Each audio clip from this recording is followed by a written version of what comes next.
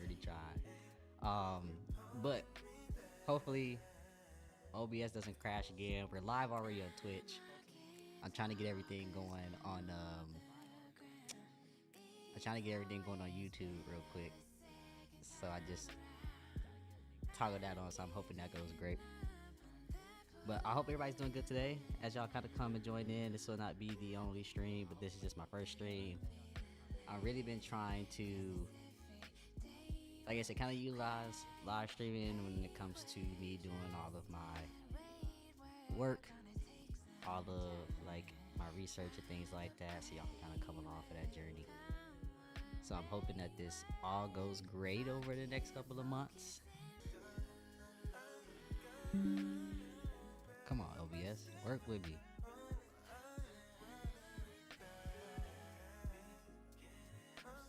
There we go.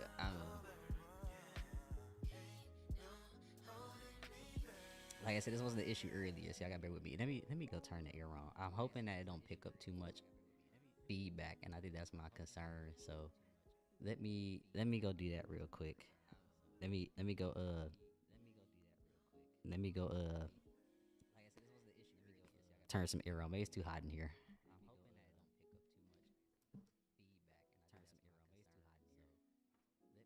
Let me go do that real quick. Let me go let me go turn some air on. Maybe it's too hot in here.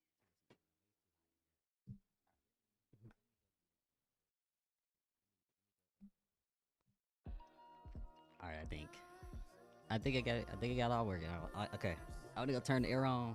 If the feedback is too much, just let me know in the chat. chat.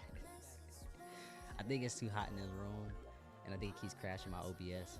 So just bear with me for a little bit. But welcome everybody. Welcome in. Welcome in. Welcome in. Welcome in. Like I said, this is the first ever live stream. It's been a minute since I live streamed, so I really want to come back and do it right for y'all. So I hope y'all having a great day. As I mentioned earlier, we're gonna be celebrating Transgender Day of Remembrance. So I want to make this live stream more informational than it is. OBS, please. We trying. OBS keep crashing on me. I'm so sorry. This is the first. Like I said, this is my first ever stream, y'all. So like, give me a little bit of grace. Let me share my screen. That's what I was trying to do. I'm over here showing y'all stuff y'all can't see. Let me move this over here. I have a layout for today. Like I said, I wrote all my notes out. These timings is like for me to be kind of like my own little thing. But I'm gonna introduce myself. We're gonna go over the tone and everything today. We're gonna go over the origin stories, the evolution of Transgender Day of Remembrance. Talk about the significance of this holiday. Not really holiday, commemoration. The statistics, the research. We're gonna give a moment of silence to our victims today, and then of course I'm gonna provide y'all with a little bit of some evidence and stuff like that. So I kept it very structured today.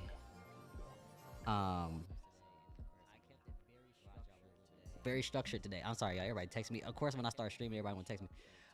Very structured today, so that's gonna be the goal, the plan. So before I get into today's content for Transgender Day of Remembrance, I want to show y'all this one screen. All right, because one thing about me is I know this is going to be something I'm gonna have to do for a while moving forward. Let me turn my Spotify real quick. Already turned down. One thing I'm gonna have to do for the next couple of streams, at least like I said, as I kind of get everything going, get everything started up, is the rules. So what you're gonna see here, to my left or to my right, I gotta look at my feedback. Hold on. Yes, to my right is my rules. Now these are very generic for now, but I'm sure as time progresses they will change. One thing I want this stream to be is obviously respectful, gonna be kind. Like I said, if you put in the chat your name or like I said, your username and stuff like that, we're gonna be good on our names, our pronouns. Like I said, it's a stream to uplift each other. Like I said, I know today's gonna be a commemoration, so don't worry too much about that. If you got questions, it's always good to be curious. I'm a very open-minded type of guy, very respectful. So if you all right, we're gonna roll with that. Oh yes.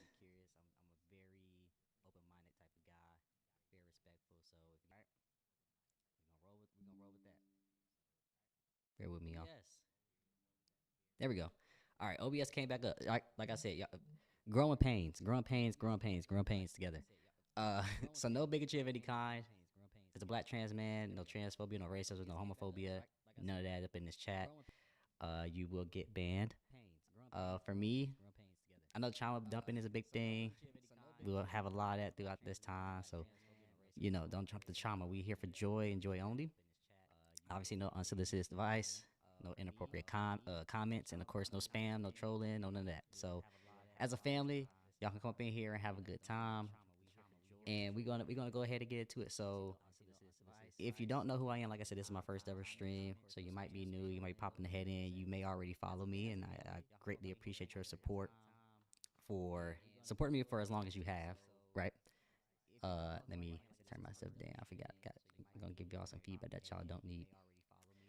Um, my name is Amari. Like I said, I'm a black trans man who has been around for a while. I've been doing this education, this research thing for a very long time. I think my biggest thing when it comes to the work that I do is trying to spread joy in the best way I possibly can.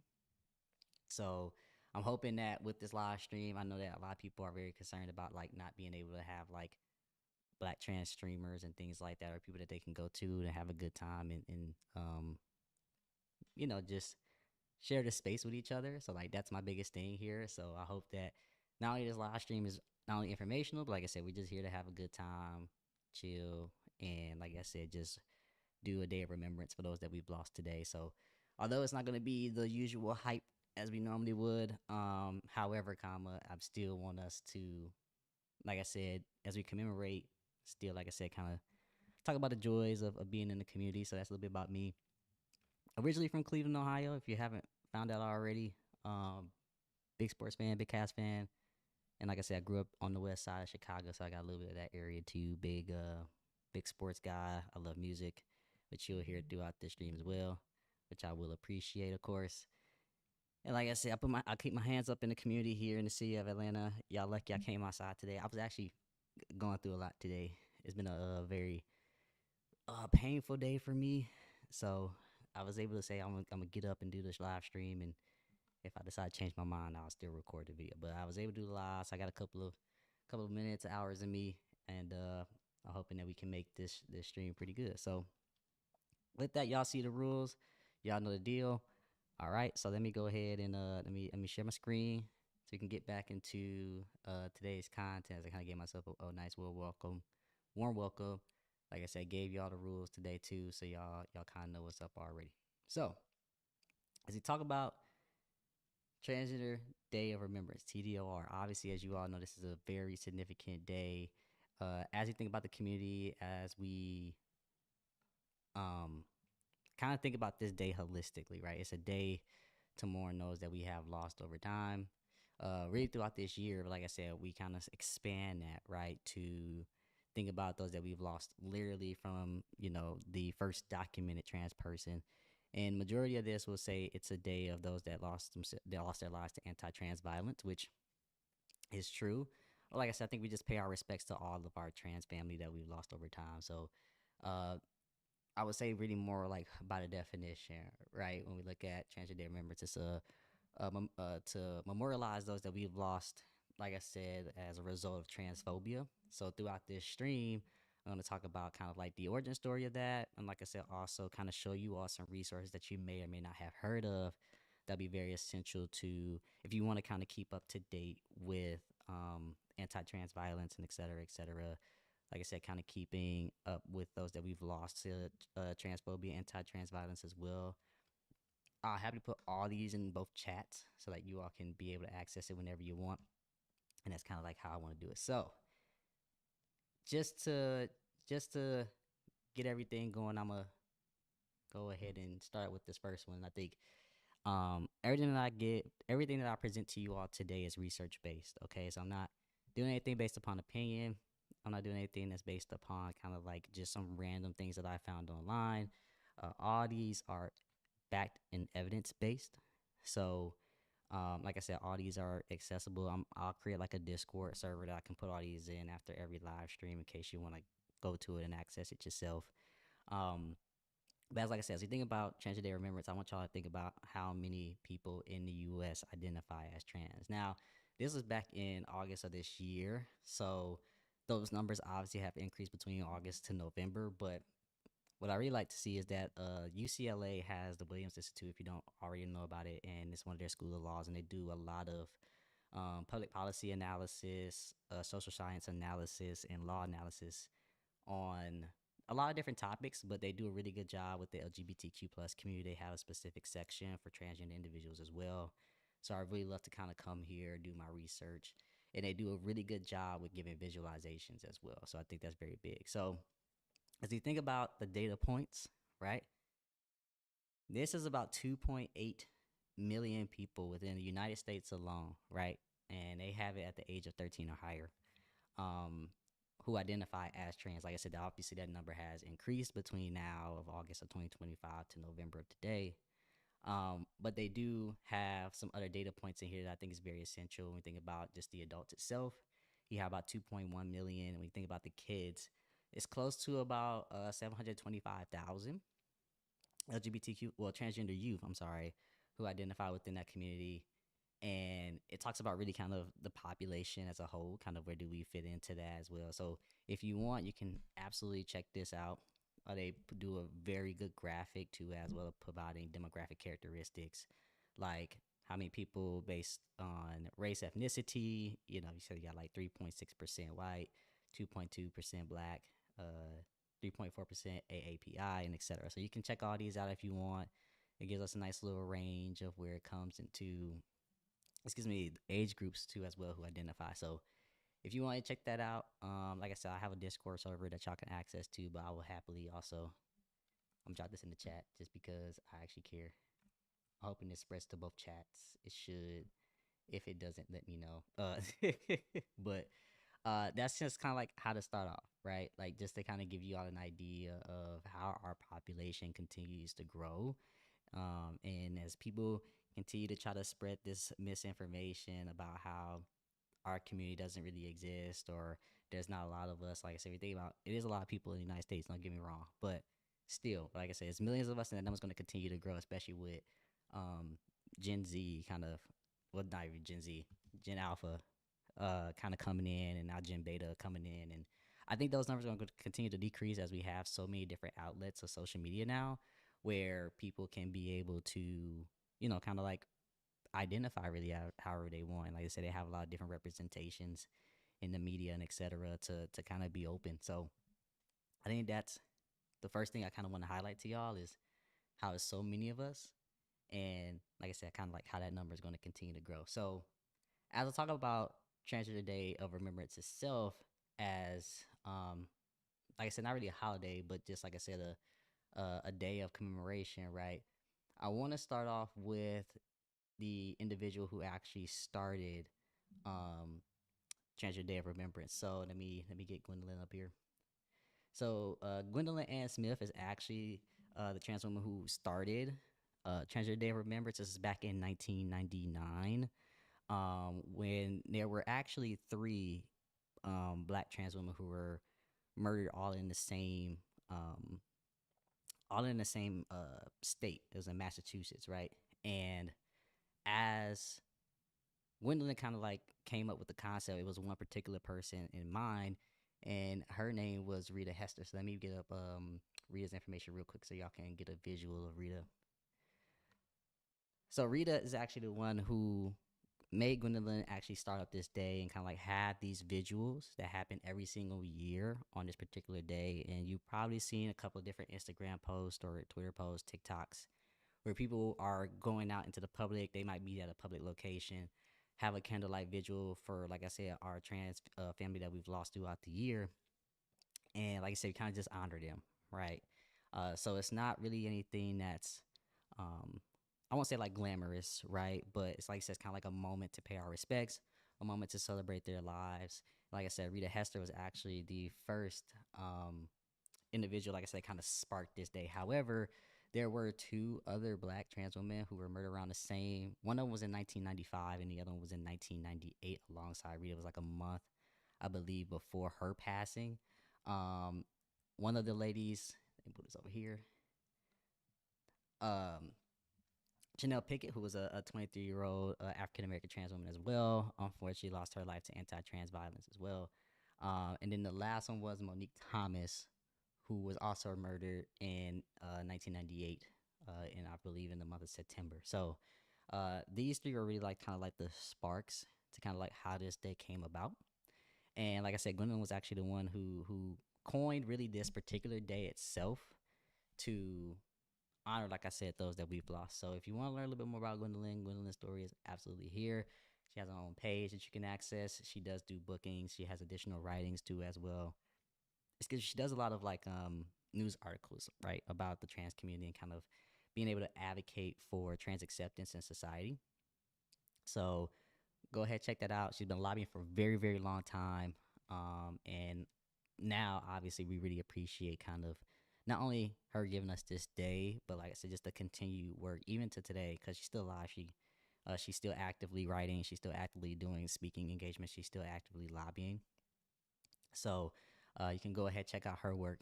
It's very, very important to know kind of where all of these days or like these events, like I said, we think about like our flag and everything, where all these events come from, and what we can do to kind of like continue to support that, right? So you want to learn a little bit more about Gwen, you can go right there. So as excuse me, as we continue on, I need me a nice little water. I do not mean to go up in y'all ears. I'm so sorry. Um, like I said, it began as a visual, I believe. Transgender Day Remember, it's the like the initial day, like when it first happened back in November of '99.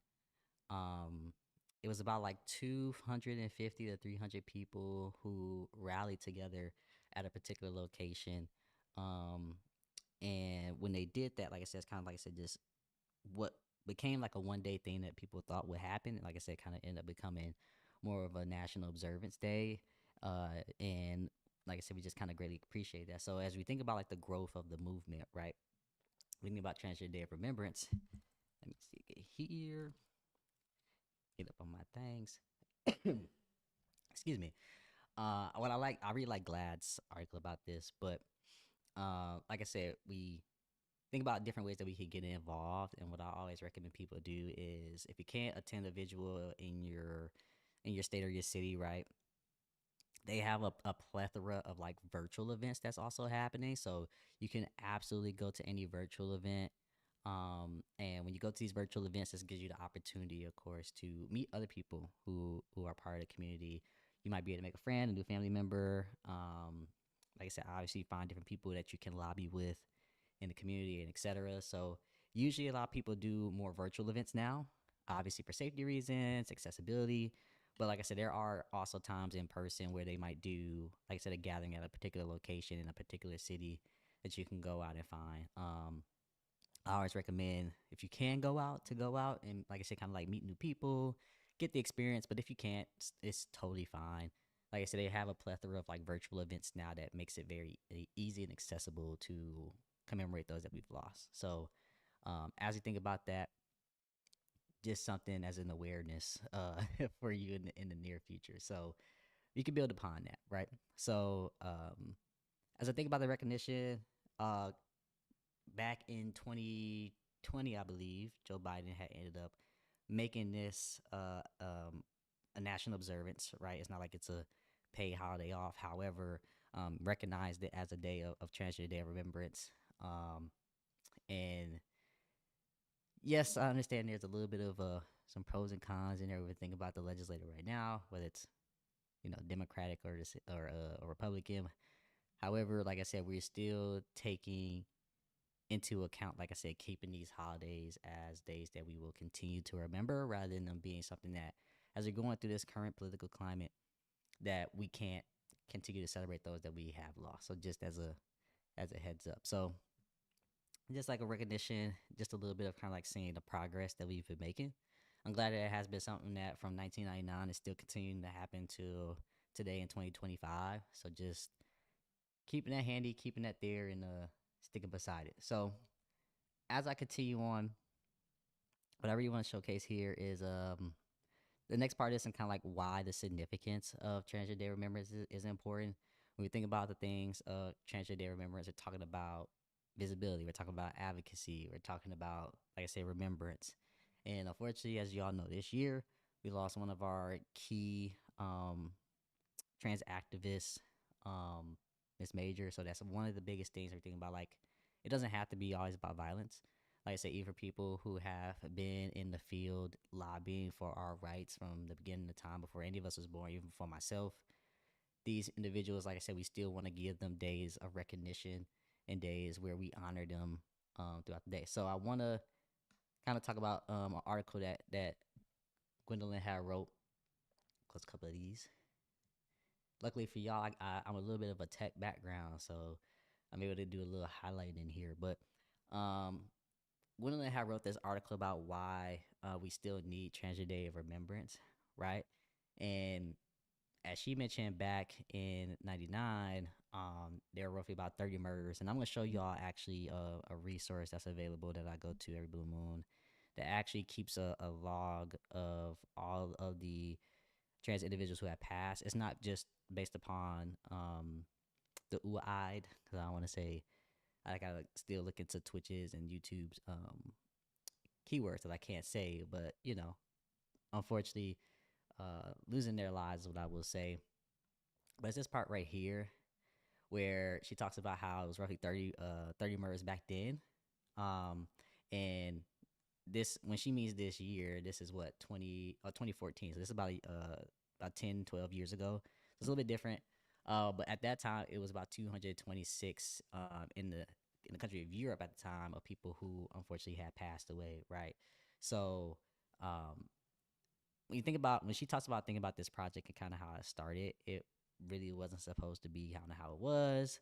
She's talking about how, in our community, sometimes the lives of those that we have lost over time really becomes kind of like a short memory, and it's not something that we think about in the longevity. And as you think about like the trans community, it's even smaller. Like our population is a lot smaller.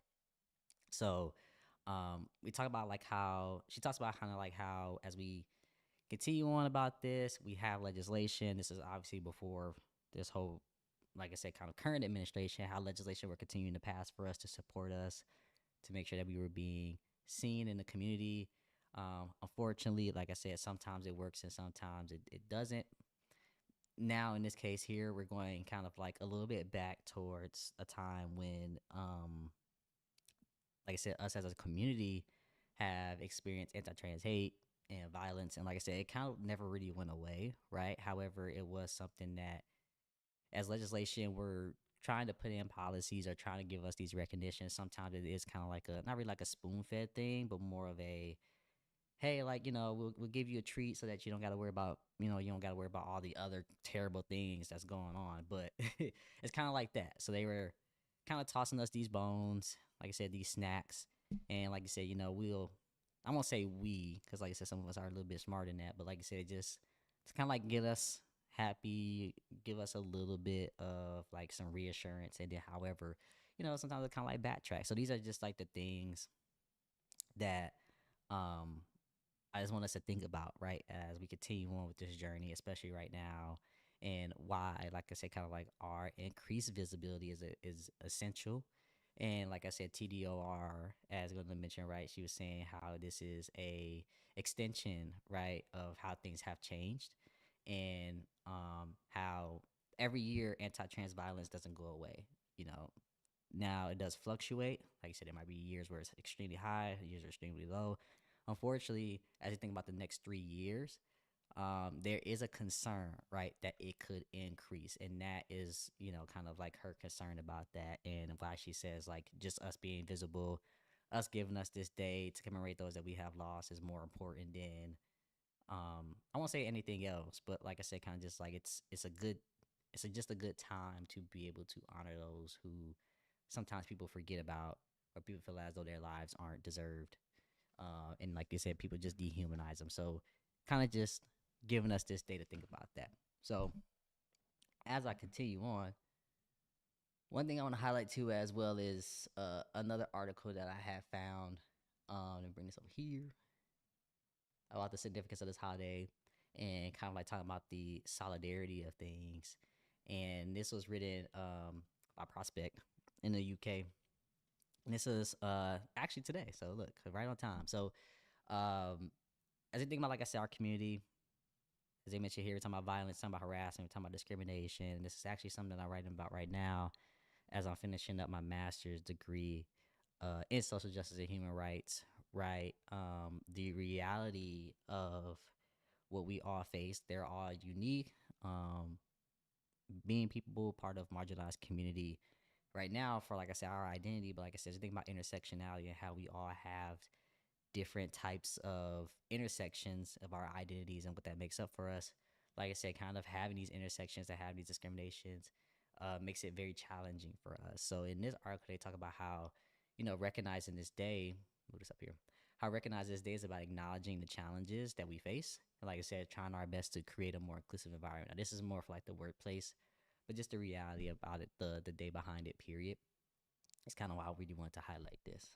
Um, so there's a little bit about that too. So the significance of this day isn't just about, you know, being able to just honor those that we've lost, but like I said, just reassuring the entire community that we are here, that we will continue to support each other, continue to support each other. My apologies, as a community, but also too as well as we think about the bigger picture and when we think about society. Society, like I said, being able to tell us, not being able to tell us that our lives don't matter, and us being able to honor them, and like I said, presenting to society that trans rights are human rights. We are human. We all go through the same thing that everybody else does. We should be honored and pay our respects to those that we have lost, just like everybody else. So, like I said, here, look, this is my quote right here. Is at the end of the day, oop, yes, at the end of the day, this is a human rights issue, right? If you are human, this is your issue. So, just like I said, kind of sharing a little bit of the importance of this day. Why does it matter? Um, like I said, just being curious, being able to learn, being able to explore, being open, um, as an individual has mentioned, is extremely key in, like I said, kind of advocating for our acceptance into society. And technically, we don't need society's approval for that. But like I said, when we think about a day like this, it's still extremely important for us to be able to have this day to honor those. So, with that, for me, I want to reflect. Um, and this is even as a streamer. This is as somebody who is, like I said, an educator, who's a researcher, who's an advocate in the community, and kind of navigating this process of TDOR. As I mentioned before, as I've taken classes in social justice and human rights, and looking at the bigger picture holistically, like I said, trans rights are human rights, right? This is a issue to where, as a society, what we have learned over time, and most of this does come from imperialism, colonization, et cetera, et cetera. All these kind of like standards, right? That as a community, people have put on society. They say, hey, um, our ideologies are the right way, it's the standard, and we should follow it. And not realizing that human beings are all different in their own way. And this is why we should be able to respect the diversity of human experiences and what they go through. And this isn't even just a gender thing. This isn't a sexuality thing. This is also a like you said, like I said, think about like disabilities, or thinking about um people who may have just like a race, class, age. It's a lot of different factors in here, and I feel as though we need to kind of take into account all these different things of the human experience. And like I said, being able to respect all of our rights as a uniquely, like I said, holistically. Um, and for me, being black and trans, uh, that already in itself is just uh, I won't say a pain, but it will immediately always come with negative connotations, stereotypes, microaggressions, and I just want to get this day, like I said, when we think about the proportion of the population who are usually killed during this time, it is my black trans sister. So it's a whole thing where it's kind of like looking at it like family, and like you just continuing to keep losing family. And at the end of the day, I want to honor every single person that, whether I know them or not, no life is worth losing, no matter the age range. Especially like I said, to just being who you are, right? So it's kind of like something I wanted to kind of like highlight and talk about and go from there. So as I continue, if I go continue on my rant, what I want to say is I want to show y'all some current statistics real quick. So let me pull this up. So there's this website that I go to. It's called Remembering Our Dead. Trigger warning, of course. Um, do I have my trigger warning up on here? I should have. I don't know if it probably showed up on here. Let me see. Y'all ain't tell me my trigger warning was up on here. Okay, it came. Okay, so, okay. I'm just making sure. Okay. Anyways, um, and I got the Trans Lifeline right above me too. So if you ever want to use a resource, please use that resource. But yes, if you come to here, and I'm gonna drop this in the chat so that y'all can be able to have access to this whenever you like. Um, this link here in particular, like I said, provides a beautiful, beautiful, easily accessible data table that not only can be used for TDOR today, but also used as official data that you may need for research or, like I said, kind of want to learn about the lives that's been lost. You want to kind of hear their stories, see their stories. Excuse me. If you go to the, I think it's the, not downloads, I think it's reports section here. Yeah. In the report section, by default right now it's set to they kind of do it like a fiscal-ish kind of framework where they might start at a particular day, and of course it runs into the next year, and then after a specific date it goes into the next fiscal. So for the year of 2025, they start theirs from October 1st of 2024 to September of 2025. And in this report here, it's not just for individuals who we've lost through in the United States. It actually looks at every country and location that's available, and obviously their causes of death. So, and the date that has been reported. So, one thing I also want to talk about when we think about queer data is that queer data is very, very scarce, right? Um, a lot of times, like I said, we're trying to figure out kind of, I would like to say, evidence-based interventions to support the community and et cetera. It's hard because we don't have enough data within our community in order to provide, I would say, a little bit more data-driven interventions, right? So what I really love about this is that they give a lot of data, and from what I remember, I think this goes, yeah, but I say it goes all the way back to what they have reported from 1998 and earlier. So you can always adjust your time period. You can do as early as 1998. So, for example, this will filter this list down here. It will give you dates, it will give you names, ages, locations, country, category, and the cause. If you click on a particular person's name, it all varies, but they might have a picture. They might also share uh, a passage in like a newspaper, something that a family member might have written about this individual, and etc., and continue to talk about a little bit about their life, right? And this is what I really love about this particular site is because it gives us the ability to hear their stories because we never got the opportunity to hear them. And I mean this more as like a society thing, not as a like a whatever the news says, right? Because the news don't accurately report. That's another thing that I want to talk about as well, is that our data also is a little bit more scarce because as people report, family members, brothers, sisters, whoever, um, their causes of death, like I said, especially if it comes from anti-trans violence, sometimes they might not use their proper name and gender when it comes to presenting that back to the news, right? So talking about, for example, let's say my mom comes to me and I unfortunately lose my life to anti-trans violence, right? And my mom decides to use my dead name. Well, I don't have a dead name because my real name is my actual name when I was growing up. But let's say I had a dead name. She used my dead name. And like I said, she uses the gender that I was assigned with at birth, right? Um, that can be a misrepresentation of data in order for us to advocate for a community, but also, like I said, give us the proper data to figure out how we can support a community. So these are things like I just kind of want to highlight and talk about. And like I said, as we talk about stories, not saying that they'll tell the stories wrong, but like I said, it just won't be accurately represented for our community to hear. So that's just something I kind of want to highlight. I want y'all to think about. Um, because like I said, we come to the reported thing. Our data is scarce, so try your best if you can to accurately present it out when necessary, and do your best if you have the ability to collect that data to help us further, like I said, create evidence-based interventions. And usually sometimes for us it's really just more community, it's more policy, it's more, you know, peer supported, I guess you can say too as well. So there's a lot of things in there. I will talk about that a little bit later. So as I mentioned, you can have the ability, of course, like I said, look all this information up. This is a free accessible site. This does not require any paywall or anything like that. You have the ability, of course, to see this in different types of formats. They have like a slideshow that you can have here. They have memorial cards too, as well, that you can go down each and every single one of these. They have a QR code that links directly to their particular bios, and also a link as well that you can access.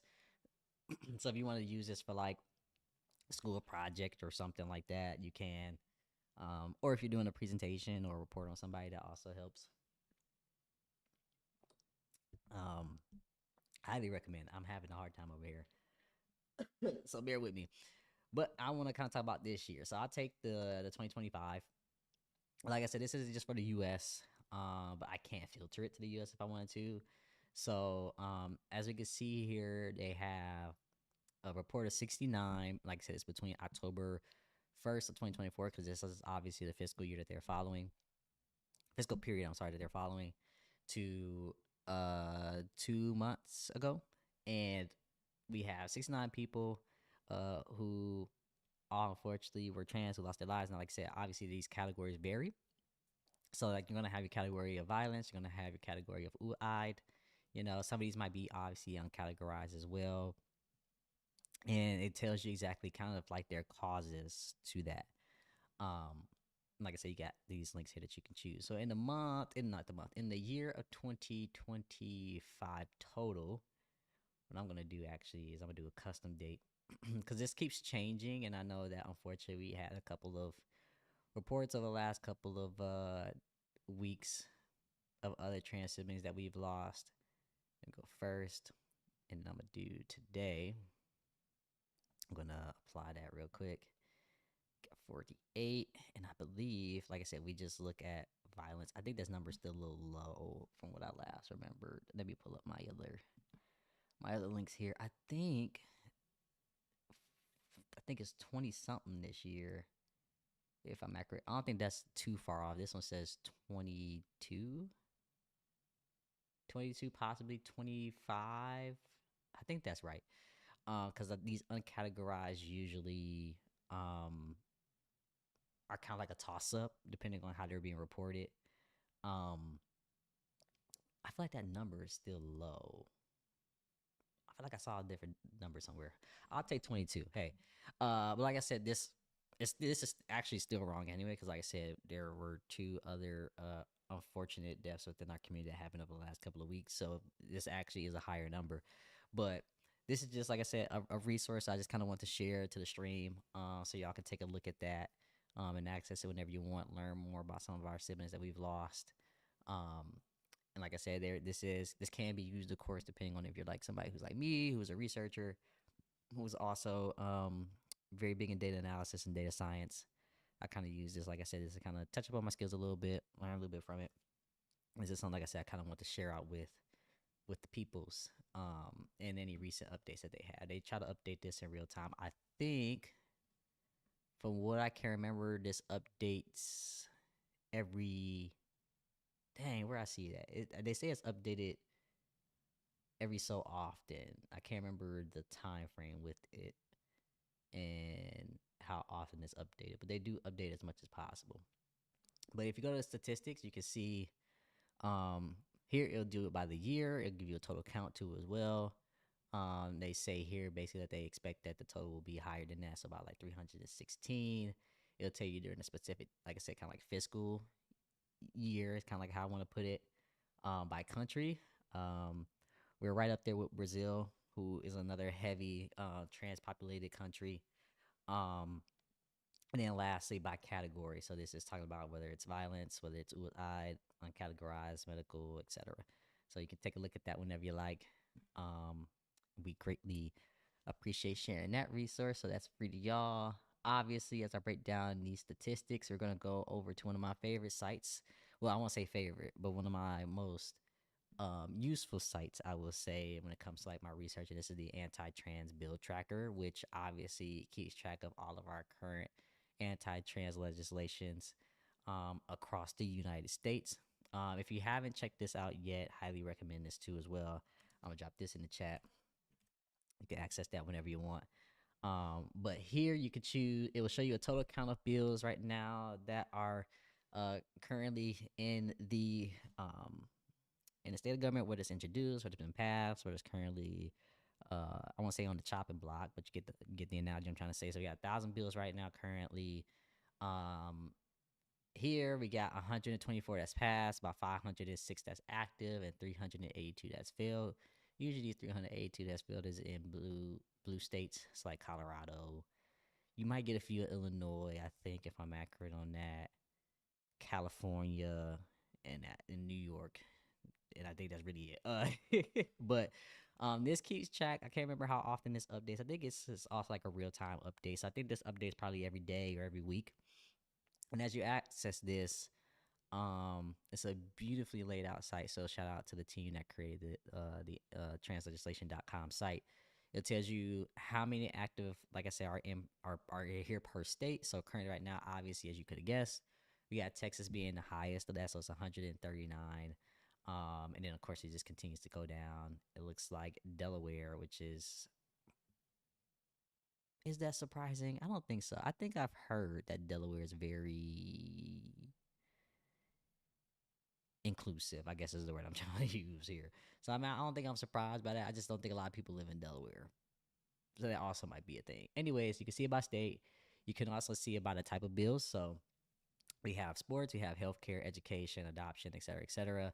Obviously, majority of these is going to be exactly what y'all think it's going to be. You got education being the top tier right now because the right wing wants us to be uneducated and unaware of basically diverse individuals and kind of learn from that. So you got here, you got healthcare, which is also obviously another big one right now. Sports, which has just been, I think, more of the focal point, as I would say, to stopping kids from being kids. I think it's just the biggest thing. I don't think there's really anything else around it. And even if it's not kids, or even when we talk about like the Olympics, right? Because the Olympics, I believe, I don't know if they've done it yet. Let's see, they were trans ban. Yeah, so they don't have a decision yet, but I know that that's something that they were trying to move forward with for that ban um in the IOC. So we'll keep an eye out for that. But like I said, even this is kind of like just being impacted. And mind you, like this ban, when we're thinking about this, there have been, I think, 3 to 4 I mean, not black trans women, black women who had tested for like just like high testosterone levels, and that's just kind of like their just natural body autonomy, and that was causing a lot of controversy, right? So this isn't just impacting one particular demographic. This is going to expand more outside of that, and obviously there's going to be race that plays a very very key factor in that. So just keep an eye out for that. Bathrooms and performance is a new one. Oh, this says like theater. Okay, because it says like laws to extend the performances of Shakespeare. But like I said, there's other different categories in here that you can also look into as well, if you ever want to look. It does a very good example of linking directly to the legislation bill that's associated with this and in the executive order. So for this example here, they had the executive orders that were put into place this year underneath the current administration. When you hit these read quotes, it'll take direct text out of the bill itself so that you don't have to like read the 400 million pages of these things. Because one thing about looking at like law and bills, they are extremely long for absolutely no reason. So for me, I live in the state of Georgia. I stay in Atlanta. So we have 13 right now in the month of 2025. It impacts 7 different categories. You can sort these out however you want. You do by alphabetical or last action date. So for us, our last action date was May 28th. I mean, May 8th, I'm sorry, 2025. Unfortunately, that bill was passed as deal with the incarceration side of things. We have our sports bill last passed in April 28th of 2025. But like I said, it takes out these like gives you a high level overview of them talks about the bill, gives you, like I said, a little bit of some text in that bill that relates to particularly how it relates to the transgender community. And you can view that bill directly from this website. It's a PDF format. Some of these are usually small, quick. Some of these are a little bit longer. I will say some of this, like if you're not really big on like reading legislative text, might seem a little bit what's the word I'm looking for? Might seem very um I'll say academically worded or like, lawyer talk. So if it seems a little bit complicated, just recommend kind of like putting it in something that can summarize it for you. Not really big. Like I said, I'm not like a big AI guy because unfortunately it's part of my job, but it's a certain extent, right? And you can look this up on Legiscan, which is like I said, a bill website. It shows all the legislative documents and things like that. This is something that a lot of us analysts use to look and scan for documentations and do analysis on that too. So there's that. I'm sorry that was a longer rant than I anticipated. So another thing I want to talk about here is obviously anti-trans violence. I want to go to a particular. Where's this particular one? I think it might be in. No, it should be here. Let me open up this here. This is a report that was done by the Williams Institute, which is an organization that I mentioned earlier for this year. It talks about specifically California, but I'm gonna go a little bit deeper into more of a holistic report that I will be able to show y'all. But this talks about how violence in California has been up or down when it comes to transgender individuals who are in California. So you're gonna see here as a quick highlight is that it says 6 in 10 transgender adults have surveyed that California has experienced some type of recent violence or harassment. Obviously, with the rise of social media, right, online harassment has been the most common form because people love to hide behind this mysterious, fake, or even if it is real, account to be able to harass, to dox, unfortunately, to spread hatred across multiple different social media platforms that for us as a community, right, we use it as a means to find community. We use it as a means to find visibility in ourselves. However, like I said, when we think about people who just feel as though they have the right to just say whatever they want on social media, which unfortunately is the case, this is where online harassment has been the main target for us as a community. So I do think trans visibility is extremely important personally. And however that shows up, whether it's media representation, whether it's uh, do things like this, like, well, this is technically considered media representation, but books, you think about movies, etc. All these things are big factors that I feel as though um, are key, like I said, kind of getting away from it. I know it's not going to be the main, what's the word I'm looking for? It's not going to be something that solves all of the problems in the community. However, like I said, can get us slowly and slowly towards making progress. So here we got 19% of correspondents in this particular study had threats of physical violence. 17% have obviously faced some type of bathroom-related harassment, which I know has been a big thing now too as well. When we think about the Hispanic or Latin community, they've been reported to have physical attacks. Same thing when it comes to to trans men, which I know has been a conversation of not being a lot of the focal point when it comes to trans violence, right? Because majority of the time when you do hear reports, unfortunately, it does come majority from, like I said, trans women and their experiences. And like I said, trans men. I won't say it's on the back burner, but like I said, I understand where as a community for us, where we should also be able to have these reports where we can be able to share our stories as well and be heard. And that's been something that's been a thing. So you can check this out too as well. Provides great graphics. Like I said, it actually breaks each of these subtopics down. So like I said, I'll talk about like physical attacks. When I talk about bathroom violence, harassment, talking about physical violence or threats of physical violence, verbal harassment. It's another great report that I highly recommend checking out. And you can download this in a PDF format if you like, which is kind of like how I like to see it. You can also share it, obviously, on social media, LinkedIn, etc. So that's going to be another one that I want to share. There is one that I thought was here. It's not this one, but I'll talk about this one too. So The next thing I'll talk about now, this is LGBTQ plus rights as a whole, but I kind of want to just highlight this primarily because, regardless of it, everybody's impacted by it, not just one particular sub demographic in this community. So, as I talked about legislation earlier, obviously with our rights being kind of like rolled back, not it was slowly, obviously, even during some of the periods of the Democratic side of things, but also now it's being a lot more. It's been a lot more present and more of a focal point.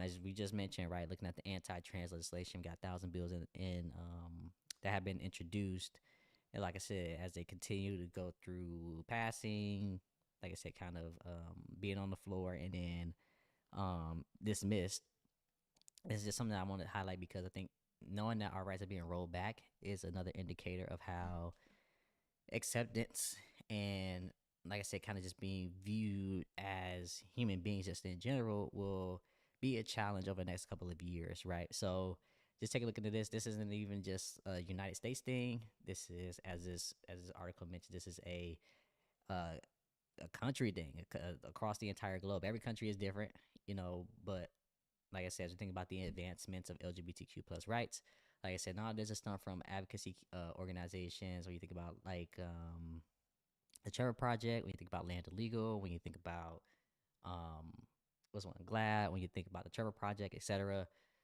There's a lot of work that has to be done when you think about legislative reform. So this is just talking about that. Like I said, trying to figure out how we can create different safeguards for our community, and like I said, stop with anti-LGBTQ plus laws being put into place. Um, so this is a good quote, or at least a good statement. I don't know who may have wrote it. Probably was the who did this. Ari Shaw, which is one of the authors of this, had made the point of when democratic safeguards are weakened, LGBTQ rights lose their protection from attack, which is also true. Which is why a lot of times we don't unfortunately get justice for when our trans, brothers or sisters, family members, have their lives taken away from anti-trans violence. So this is just something I kind of want to like highlight. I want to talk about this particular section here in Absent America, right? Because as we talk about specifically the United States of America, like I said, underneath the Biden administration, what they say here is that the material and rhetoric support for LGBTQ plus groups abroad was a proud element within American democracy. Like I said, now we're talking about the current administration. The process of making these rights are a lot more fragile now, right? They talked about how the Trump administration has terminated $25 million in foreign assistance programs that had a initiative that supported LGBTQ plus entrepreneurs and give them tools, especially up in the rural communities. Let me take this and highlight this whole thing right here so y'all can take a look at that. And during the Biden administration, how they made sure there was a focus on human rights of LGBTQ plus people. Now, unfortunately, that is has been taken away immediately when they got into office. But although, like I said, the Democratic Party didn't do a fantastic job, however, they tried to make sure that they were devoted to advocating for the community as best as they could. And this is just something that over time, like I said, over the next 3 years, it's going to be something that as a community we're going to have to put into the faces of those that are out there versus, you know, having to rely on them for it. So this is just another article that I kind of want to highlight here as well. Let me scroll up a little bit. I'm gonna go back to my my links here. So one link I want to talk about is it's not this one, but I got another one that's close to that. At least I thought I did. Oh, here you go. This one. So this is a column that I have found on 19thnews.org about how the Trump administration is trying to exclude trans people from the public life. So they do a really good job of kind of breaking this down. You can click each and every single one of these links to take you to a specific section of our rights that's being taken away. So we have passports being denied. We have censorship in education. We have the banning of trans girls from sports. We have the slashing of DEI programs, not just LGBTQ plus, but DEI programs. Unfortunately, like I said, being here in the state of Georgia, I graduated from Kennesaw State University, went over there, and when I graduated, I was there using the LGBTQ plus center to help me navigate through my collegiate years being a transfer student. And I recently have found out that they ended up completely uh, deprecating. They deprecated the center. So these are just things that's kind of going on here and happening. The one thing I love to talk about, because I think it's abstinine, is the banning of LGBTQ plus youth, trans youth, technically from school of sports, right? So my story to this is that I grew up playing sports, very active in the community, and right now, as we're getting rid of anything that is related to community initiative, community engagement, DE&I, organizations like, I'm not saying the YMCA is gone. However, it's not as tailored to, from what I've grew up with it, where it was very heavy like sports.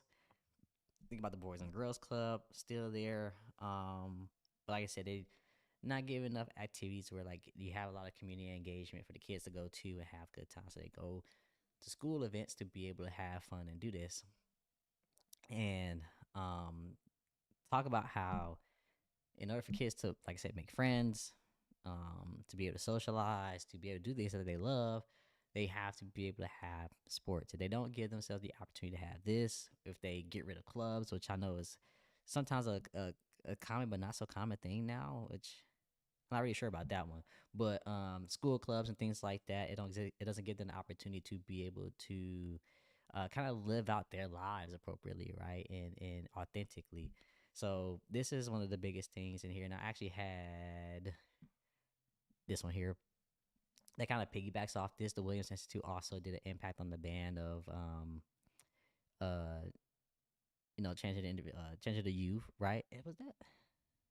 Oh, not that one. I'm sorry, y'all. This one. I was about to say, I swear I just seen one that said sports participation ban. This is the briefing. This was done earlier this year in February, and I like to highlight some of these data points in here too about how we think about the youth who is identified as trans, and even just a little bit higher in the demographic. And it talks about how we got 27 states that have this ban currently there, and in each of these states, there's about 117,000 youth between the age of 13 and 17. And although some of these states don't have that, a little bit more of those numbers do arise.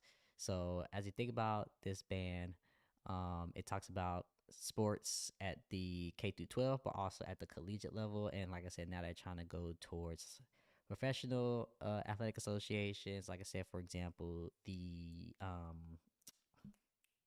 ILC, the Olympics. One thing, as I mentioned before, is that when we think about this only, excuse me, only, unless I think it's changed the whole thing, only addresses participation of transgender girls or women. None of these orders, for some reason, addresses boys and men. Misogyny, the patriarchy. That's just how I'm going to summarize it. However, as they mentioned, right, the amount of people that I believe who identify as trans who are like in usually any sport, but I think they talked about just like more of the collegiate side of things or the professional side of things. It's like less than 1% or less than 1%, but like I think the number is like even extremely lower than that. So as it says here, it's not enough data really to be able to figure out whether or not this directly affects um, any type of level of sports. Like I said, whether it's K through 12, whether it's collegiate, whether it's professional. When it talks about here for K through 12, it talks about sports participation. It talks about locker room use. In this case, like I said, only impacting trans girls and women in this case. In the case of where it talks about LGBTQ plus youth, it's just the same numbers that I just kind of reiterated up there. And then it talks about the national estimates of children and youth who actually participate in sports, right?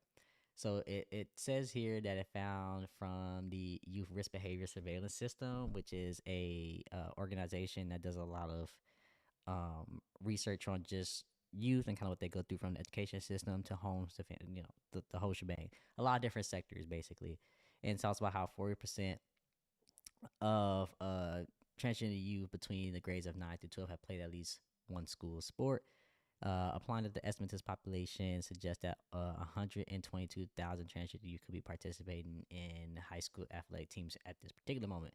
Now, let me see when this study was done. Does it tell me? It doesn't. Okay, I just want to see. I'm sure I can find it. Um, as it mentioned also too as well, there's not a reliable information as it thinks about kids underneath the ages of 13.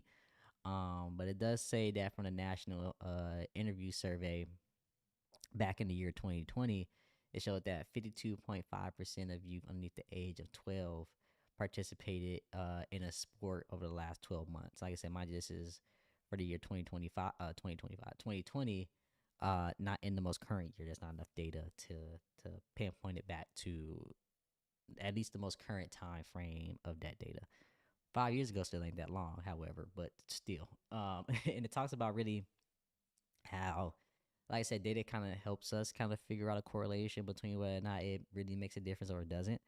But it also does say here that it's very unlikely that transgender athletes make up more than 1.3% of the overall collegiate athletic population, which when you think about collegiate, like I said, this is talking about like millions of kids who, or young adults, I'm sorry, who are in some type of collegiate athletic thing where, you know, it's very unlikely it's not really going to be that much of a hindrance. Um, it's talking about professional organizations. It talks about how the Olympics has a very small number, right? And how, like I said, that ban is only on trans women, right? And like I said, we think about the intersex community, which I haven't talked about. It also talks about how it impacts them as well. As you think about the political climate, federal landscape, they're going to continue to change the rules from a legislative state. They're going to continue to change the rules from a state landscape. It varies, but majority of the states have some sort of ban. It's usually super duper rare that you don't hear it. So it kind of just something I want to kind of highlight. But there are limitations, as it says here, to those executive orders. So y'all can take a look into this, especially when it talks about like Title IX, and look at a couple of different things. And here I'm gonna put this in the chat because I think it's also very important to have. Y'all can go ahead and check out that briefing. I went into that a little bit longer than what I wanted, but that's okay. Next, I want to highlight. Here we go. The mapping of equality in the U.S. right now and what that looks like. I can't remember. This is in 2017. Okay, so this is obviously outdated because we're now in 2025. However, it just talks about it. I'll go to the actual better map. Choose an issue. And not that, not that, not that. I think it's this one, just like overall, if I'm accurate on that. Go to Georgia. Ooh, not Georgia, actually. I want to stay here. I want to do. Where did I go earlier? I had it early and I thought it took me back to where I wanted. Is it this one? Ah, here we go. So, as we look at LGBTQ equality by state, I'm looking specifically at gender identity here, and this what this map shows you is kind of how people well, I like to say kind of tally laws and policies that kind of shape our lives. It talks about kind of like what this looks like and how they feel about kind of like a gender identity policy per state. And it says here that this tally includes laws that explicitly address or impact gender identity or gender expression. Obviously, anybody that falls into that trans. So, negative, which is like -0%, where they're supporting it, and then high is usually people who do support. Usually, that's kind of like how this map shows. So, obviously, all these reds here is people who do not support our community, and then you got the green of people who do, which isn't many, and then you kind of got like in the middle ground, so like Pennsylvania, Virginia, and the low is kind of like basically red, but they're like we might be willing to work something out with you. So a lot of people like to usually look at this as kind of like a good way to map that out and kind of like how gender identity plays a factor in their support and what states actually support that. Last, I want to talk about Unfortunately, Project 2025. So there's this tracker that's out there currently right now that talks about it. Not really talks about, but that tracks basically all of the quote unquote um what should I call them? Progress or policies, initiatives that were put into Project 2025. You can go here and check this out. You can start tracking. You can choose whatever you want, and it tells you progress by agency. However, there is the ability, of course, to not only select agency, but you can also select a specific topic.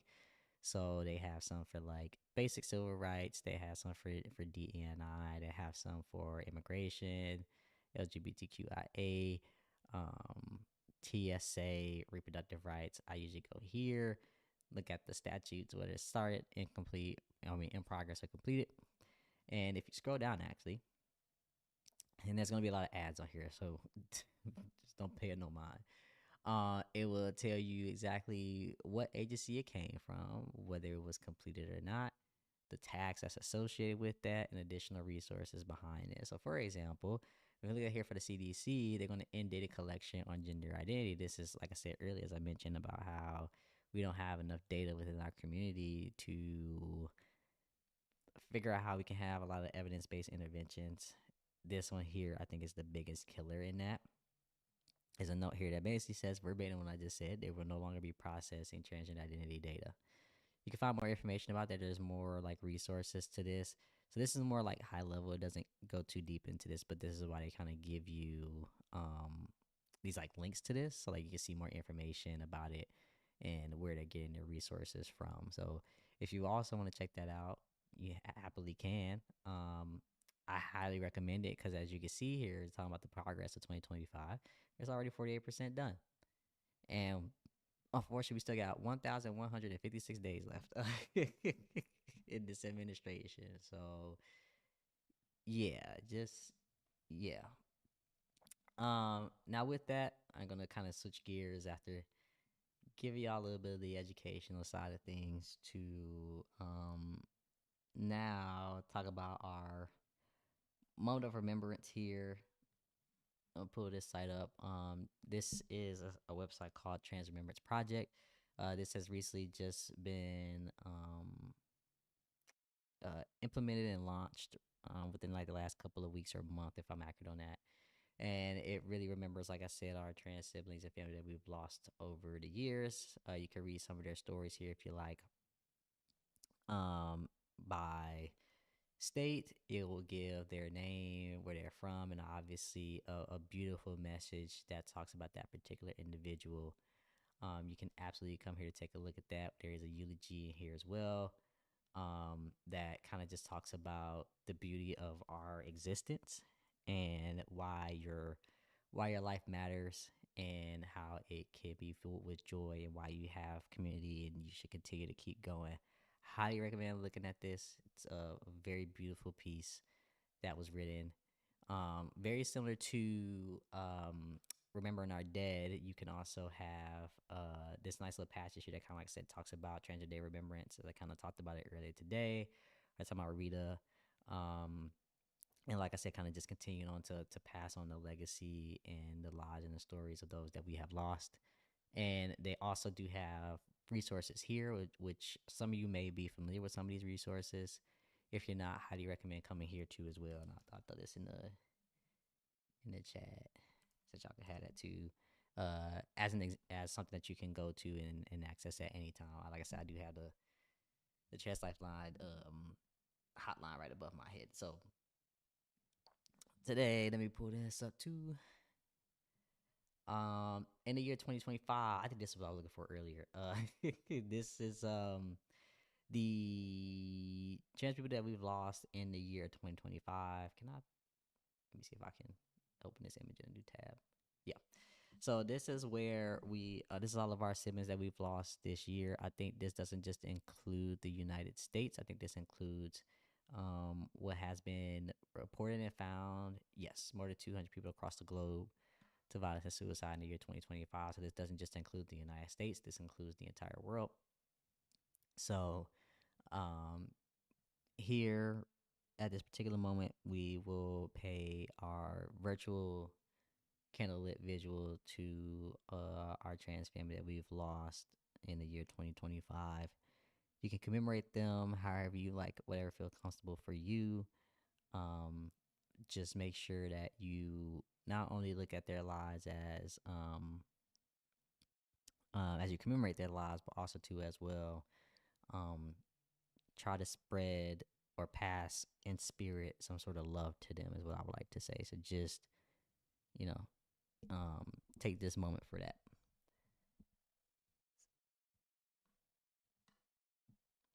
As we continue as a community, strategies and action. What does that look like for us? So there's a couple different resources I like to provide.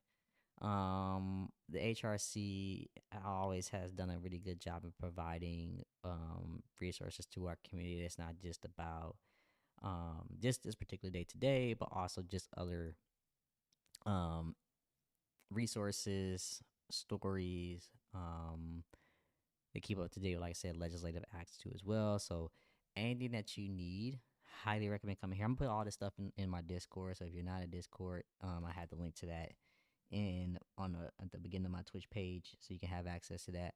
I talked earlier about I already closed it. The anti-trans bill website. You can take a look into this too as well, so you can keep track of all the bills that's passed. Like I said, you can obviously categorize these by your state. Like I said, for me, I'm in Georgia, but you can also click on like Illinois, California, and etc. and tell you a real time count. And like I said, the bills that's currently being in place there. One thing I love to talk about as well is, as a community, we talk about, unfortunately, hate crime legislation, anti-trans violence, and extremism, which has been the biggest thing currently right now. As you think about like a social media side of things, where there's a lot of lies on the community. So there's these resources here, and some news articles about, like I said, kind of like how misinformation has really impacted our community and how it has been detrimental on excuse me on our mental health, sometimes physical health, and unfortunately sometimes that may result in our lives being lost in that process as well. So this is just a few things that I was able to find and locate, and like I said, I'll put these up in the Discord. One thing I want to share that I think would be very, very useful. This is actually free. It's called the Anti-Trans Disinformation Handbook, written from the Trans Justice Project. This gives us an introduction to the handbook, 4 key principles from combating disinformation, how you can continue to support the community, and they have a little bit more to access to report. They took out some quotations out of the handbook and put it in this common library site.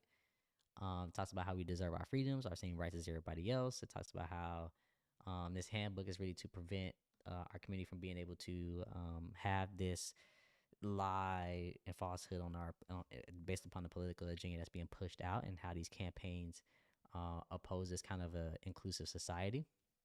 So you could take a look into this. I highly, highly recommend. If you scroll all the way down, it'll actually take you to a website, and I'll actually put this in the chat where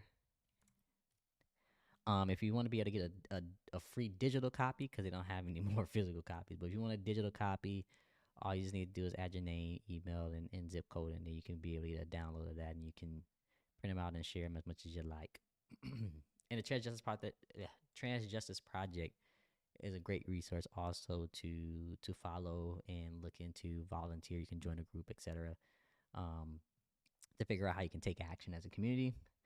Um, the Political Research Associates also kind of has this strategy and implementation plan that they use to be able to stop misinformation of anti-trans campaigns. You can download this also in a very nice printable format that you can be able to use, whether you're an advocate or just somebody who just wants to learn a little bit more regarding that. Scroll up. Obviously, GLAD is a really good resource. I know a lot of people like to use Reddits now. Be very cautious when it comes to Reddits, because sometimes they don't have a lot of moderation in there. So just find ones that works best for you. I think GLAD, not that one, it's this one I think, has. Oh, that's not the one I'm looking for either. This one. It's not this one. I'm gonna find it, y'all. Hold on. I thought I had saved it somewhere. Here we go. GLAD has this resource here too, called the GLAD's Anti-LGBTQ plus Extremism Reporting Tracker, which talks about a new terminology that you may or may not have heard of. I don't know how it's pronounced. I don't know it's pronounced TIVE or TIV, but basically it's uh where is the word? I know the second part of it, but the first part always tricks me up. It's like transgender. Where'd it go? Let me look it up. TIV, anti-trans. I forget the second word of it, anti-trans. Yeah, there you go. Trans ideology inspired violence and extremism. TIV. There's going to be a new definition that you may or may not have heard of. It's a new uh, term that was key recently. And it's basically an anti-trans trope of right-wing political figures and media being able to fearmonger and share false narratives on our community as a whole. So if you want to learn a little bit more about that, I highly recommend looking into this. Like I said, GLAD has this report here that talks about basically how the rise of social media has um, increased um, hate crime, basically incidents, harassment, discrimination, etc. And usually now you're going to always usually get about 2 to 3 reports a day about people who have been harassed, discriminated, some type of violence, hate crime. And it talks about how these incidents are on the rise as these years continue to increase, and how, like I said, with the current administration, there's the extremely large shift in anti-trans violence and political campaigns and anti-LGBTQ plus hate, etc. So you can check this out too. Highly recommend that. I'll put this in the chat. Yeah, and then BAM Books, which in this case here, I want to share this because it's talking about how LGBTQ plus authors really wants us to continue to spread trans stories in order for us to build hope as a community together. Very beautiful piece.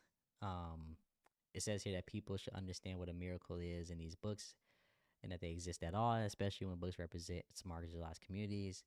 There are many people telling you you can't, and I wish we could cherish them and give them the love that they deserve. This means a lot. Just like this whole thing. This just means a lot, not making sure that they have places in libraries, but also uplifting them and celebrating them. Which is a beautiful quote, and also, like I said, kind of really encompasses this entire article, right? So continue to spread your stories. um I don't want to say whether it's, in life or death, but a story is a story, and a story needs to be heard regardless of the outcome. And this is kind of, like I said, why Transgender Day of Remembrance is extremely important for us to not only be able to commemorate, but also to be able to hear these stories and figure out where we fit in as a community. So with that, now I did all that talking. It took about an hour and however much time of y'all a day. I always talk about community based approaches, right? Support networks, support groups, finding safe spaces. If you have an LGBTQ plus center in your city or state, highly recommend going to them. Please utilize their resources. They really, really want y'all to be there. Usually, a lot of times, whenever I go personally, whether I'm traveling or here in the state of Georgia doesn't have a LGBTQ plus center just yet. It is something that's going to be coming up momentarily, but just being able to utilize them because they want people to come in. A lot of people don't like to come in because they get a little nervous or they don't feel comfortable. But this is kind of like how you get out into the community and make new friends. So go out there. Education and awareness is extremely key. As I just mentioned earlier, right now about the banned books, and why banned books is extremely important is that we can be able to combat misinformation, right? We can be able to promote visibility of our community because the more people see us, the more that people hear our stories. Usually, in this case, they are willing to be a lot more open to accepting us and understanding why we really just want basic human rights. I'm not gonna say that always happens, but usually in most cases it does. Uh, and obviously allyship. Anybody who identifies as cisgender, if you're out there and you want to figure out how you can support the community, you got to reach out to the community and talk to those who are part of the community, because your support helps other peers like you support us back, right? Make sure that you keep yourself safe. As I put into the chat, I put a lot of resources to where you can get help if you need it. Like I said, I got the Trans Lifeline right above my head if you need a hotline to call. And we just got to continue to do the work, continue to be visible, continue to do the work, and continue to support each other as a community because we can't do it alone. So if you can find somebody that you can stick alongside with, make sure that you're doing that. Um, now I done all that. Key takeaways. Thank y'all for coming out today as we commemorate Transgender Day of Remembrance. Thank you, Gwendolyn and Smith, for your contributions to having this day become a day to honor the lives that we've lost. We're going to rest in peace to all of our trans siblings that we've lost currently in the year 2025 and beyond. Make sure, like you said, you're going to listen to their stories. Make sure that you're using the resources out there too as well. Um, if you have any questions, you can absolutely reach out to me. Um, my business information is in my bio. So if you just kind of want to reach out, if you got questions, if you want to figure out any resources that I know of that can be very helpful, I'll be happy to have those resources available too. Am I missing anything else? Let me look at my notes. No, I think I'm good. All right, y'all. I think my biggest thing here is, like I said, to continue to take action. Um, Let me get a little Miss Major quote up here. That's what I should have did because I did not. I did not to leave y'all with. Let me see. Yeah, that's what I'm talking about.